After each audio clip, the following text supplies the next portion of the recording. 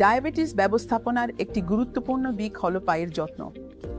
এটি প্রায়ই ডাক্তার এবং রোগী উভয়ের দ্বারাই উপেক্ষিত হয়। ডায়াবেটিস রোগীরা পায়ের জটিলতার ঝুঁকিতে থাকে। মূলত দীর্ঘস্থায়ী ডায়াবেটিস নিয়ন্ত্রণে না থাকার কারণে তাদের স্নায়ু এবং রক্ত সরবরাহের ক্ষতি হয়।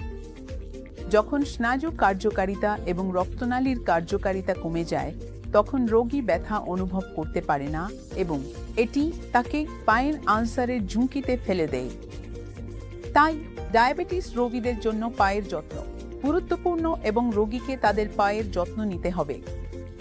খালি পায়ে কোথাও হাঁটবেন না। জুতা পরা উচিত এবং সেগুলি আরামদায়ক, সঠিক মাপের হওয়া উচিত।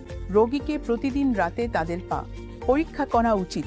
কোনো আঘাতের জন্য পা ভালোভাবে ধুয়ে শুকিয়ে নিতে হবে এবং হালকা ময়েশ্চারাইজার প্রয়োগ করতে হবে। পায়ের শুষ্কতা বা ফাটলো পায়ে সংক্রমণ ঘটাতে পারে, যা আলসার বা ফোড়া তৈরি করতে পারে। এটি রোগীর জীবনযাত্রার পরিবর্তন ঘটায়, কারণ রোগী কয়েক সপ্তাহ বা কখনো কখনো মাস পর্যন্ত সঠিকভাবে হাঁটতে সক্ষম হয় না। প্রতিটি ডায়াবেটিস রোগীকে পায়ের যত্ন সম্পর্কে সচেতন হওয়া উচিত এবং তার পায়ের যত্ন নেওয়া উচিত।